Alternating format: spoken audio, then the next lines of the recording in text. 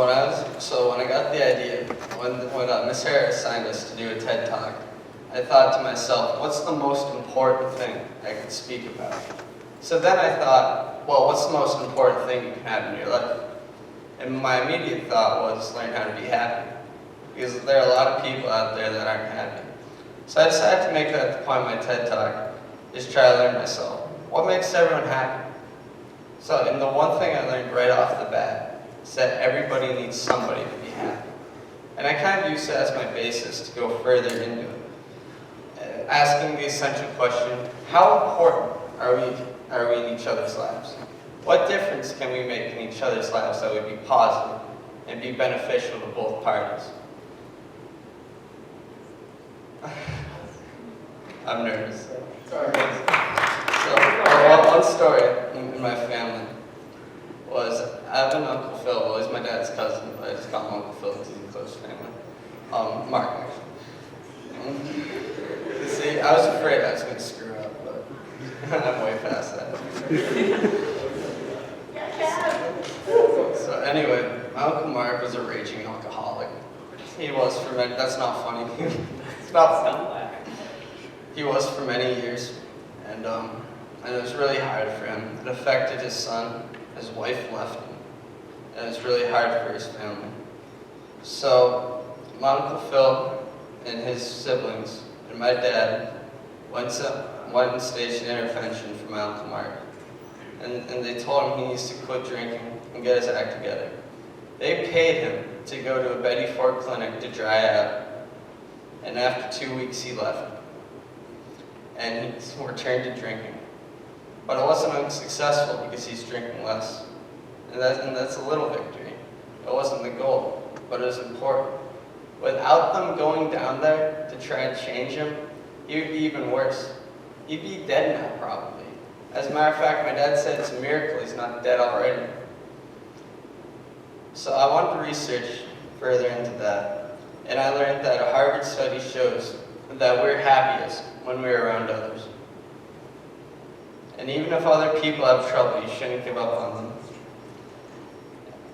And not giving up on people is so important, because once you give up on them, you lose them. That's why generosity, that's part of it. It's generosity and mercy. It's keeping the faith even when things are hard. Like when the Red Sox were down 3-0 to the Yankees. Remember, keep the faith, and they won. They won that World Series.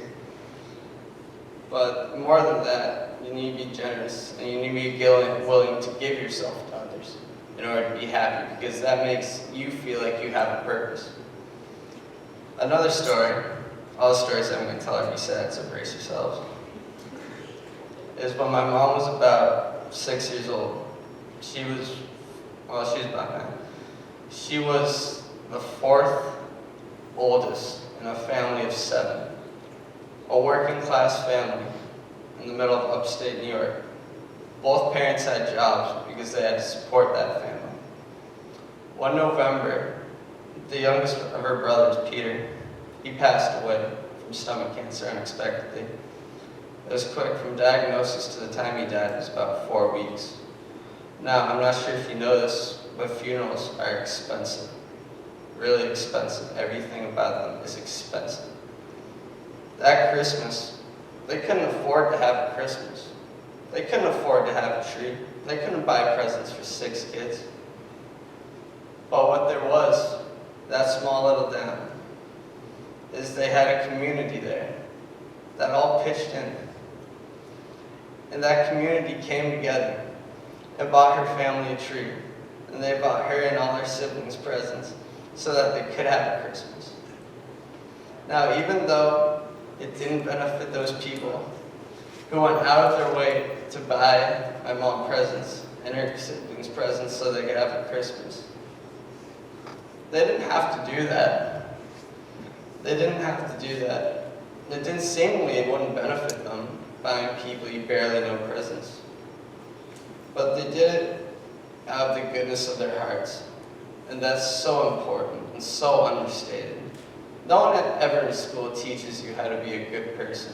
You need to figure that out yourself. And Forbes put together 150 different studies on happiness and how to have a good mood.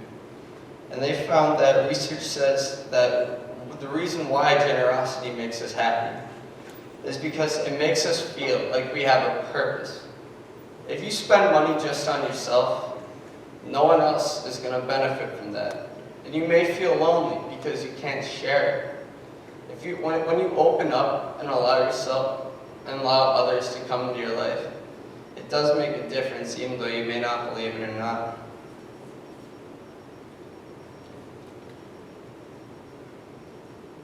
I mean, and another thing I found, another point of this, was that what gives us purpose then? This is another part, is I thought I was going to end. It's like I thought happiness, I thought just finding meaning. But then the question was no longer, how do you find happiness? Now the question is, how do you find meaning? And what gives people meaning is you need to feel like you're a part of something larger than yourself. Like with the football team, the reason why they went 13-0, there wasn't one person that went 13-0. They went 13-0 together. They won the Super Bowl together. And that was important. Well, it was important for them.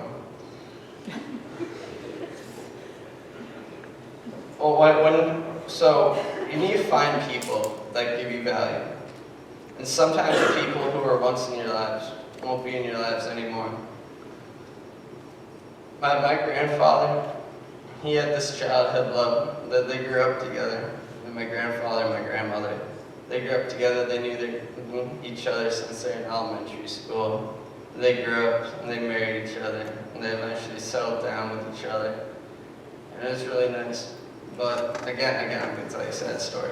But then, right around November, you know, my dad was in a wealthier family because my grandfather was a dentist.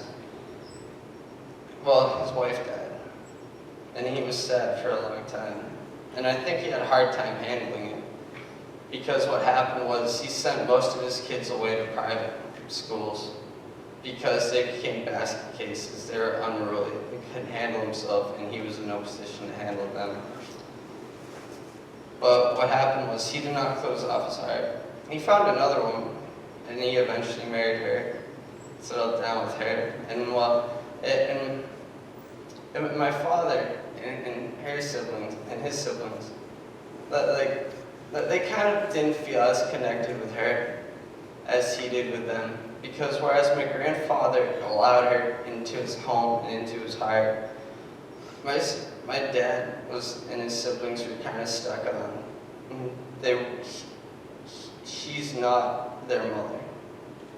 And I feel like a problem with a lot of step-parents coming to their families is they cannot feel like they're part of the family because it's not their partner that won't allow them in.